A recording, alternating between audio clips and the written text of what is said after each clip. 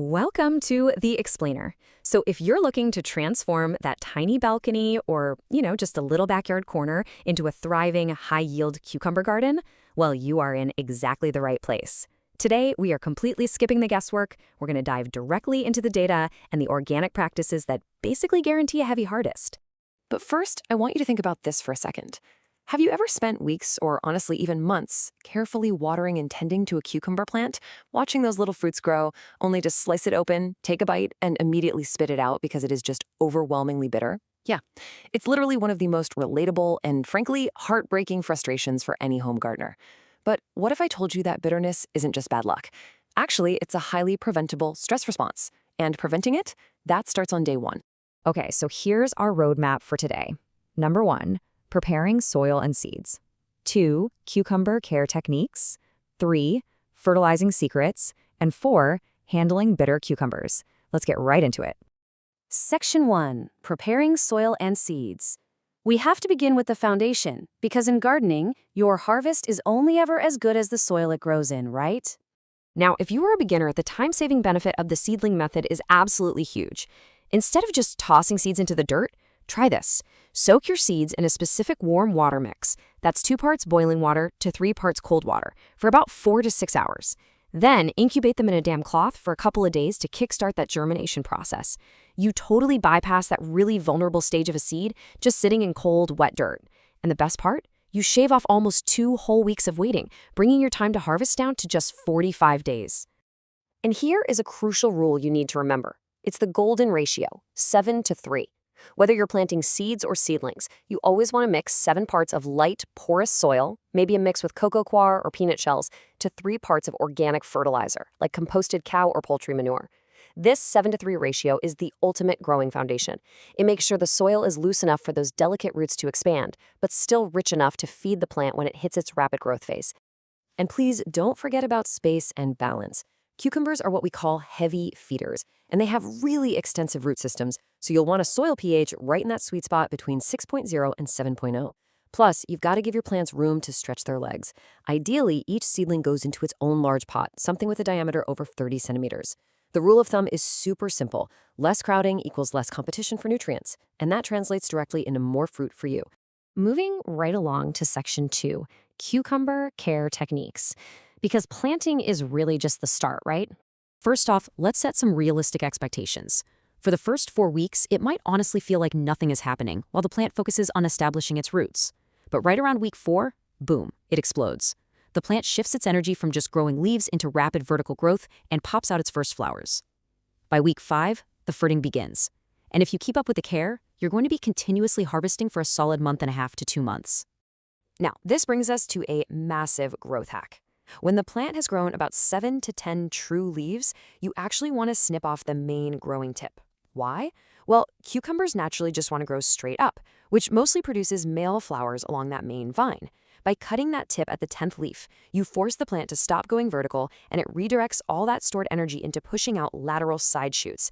And those side shoots are exactly where the female flowers flourish.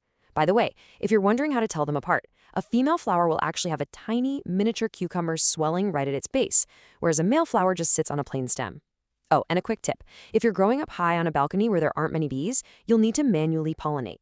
Just take the pollen from the male flower and gently dust it right onto the center of the female flower. Of course, consistency is key. Your daily checklist should look kind of like this. Water twice a day. But, and this is important, never in the scorching midday sun. That'll just shock the plant. When you do water, pour it around the edges of the pot, not directly on the base or the leaves. That helps prevent fungal diseases.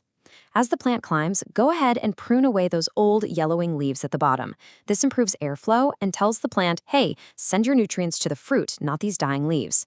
And finally, get ahead of pests like red mites and thrips by using biological sprays, like trichoderma fungi, before the plant even sets its fruit.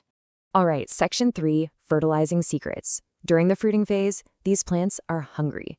If you don't replenish the soil, your cucumbers will be totally stunted. So here is a complete game changer for a continuous harvest, a DIY, nutrient-dense organic fertilizer you can make right at home. Grab half a bowl of organic chicken or worm manure pellets and mix that with half a bowl of a fermented banana, egg, and milk mixture. That fermented mix, it is an unbelievable source of organic potassium. Next, add a splash of fish emulsion for nitrogen and a tiny pinch of humic powder just to support those roots. Oh, and here's a pro tip. You can also mix in some decomposed soybean meal here. It is a phenomenal, slow-release organic source of nitrogen that promotes incredibly lush green leaf growth. Throw in a dash of trichoderma fungi to ward off soil diseases and let the whole concoction steep in 20 liters of water for about 2 hours. Apply this liquid gold every 3 days during the fruiting phase. I promise your plants will have all the energy they need to pump out sweet cucumbers. I really love this quote from an expert home gardener. They use an old traditional saying that roughly translates to, "Eventually, the potatoes will soften." Basically, what they're saying is that you just can't rush nature. You can't dump a mountain of chemical fertilizer on a plant and expect a perfect harvest the next day. It takes patience, careful observation, and a really consistent, gentle, organic feeding routine. That is what eventually rewards you with a massive, healthy yield. And hey, we aren't just relying on old gardening wisdom here. Scientific data published by the Vietnam National University of Agriculture actually looked at this. They found that entirely cutting out inorganic fertilizer isn't always the path to the highest yield. It's all about balance. Their research shows that replacing exactly 25% of a standard inorganic fertilizer routine with an organic microbial fertilizer resulted in the absolute highest actual crop yield. It optimizes the soil microbiome, but still delivers the heavy macronutrients that the plant is craving. Okay, section 4, handling bitter cucumbers. Despite all our hard work, how do we defeat the dreaded bitter cucumber?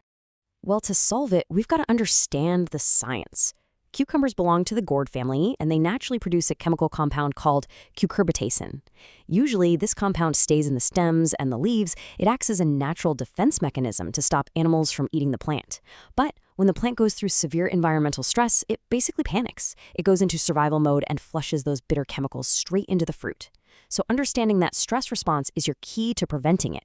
By mapping specific environmental stressors to their exact solutions, you are completely in control of your harvest's sweetness. Severe drought? The solution is strict twice-daily watering. Poor soil nutrition? That's when you bring in the fish emulsion and balanced NPK fertilizers. What about a lack of sunlight?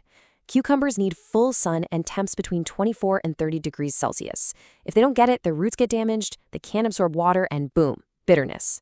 And finally, never ever harvest at midday when the plant is stressing under the hot sun. Always harvest in the cool early morning. That ensures the sugars are concentrated in the fruit, not those bitter defense chemicals. But look, mistakes happen. If a bitter cucumber still manages to sneak into your kitchen, do not throw it away just yet. You can totally salvage it with a few simple culinary tricks. That cucurbitacin compound usually concentrates right at the stem and the blossom ends. So just chop off a generous portion of the top and bottom. Then slice up the rest and soak it in a light salt water bath for 10 to 15 minutes. That actually draws out a lot of the bitterness. After that, just toss it into a salad with some strong, flavorful ingredients to mask whatever is left. It's a great way to save your hard-earned organic veggies from the compost bin. So, armed with the 7:3 soil ratio, that genius 10-leaf pruning hack, and your homemade organic fertilizers, you've got the complete blueprint. You know exactly how to bypass stress and keep that cucurbitacin out of your harvest. But, it leaves us with kind of an interesting thought. If manipulating a plant's stress levels can so drastically change its chemical makeup and its taste, what other invisible plant defenses are we eating every single day in our regular store-bought produce? Think about it. Get your hands dirty, start those seeds, and we will see you in the next explainer.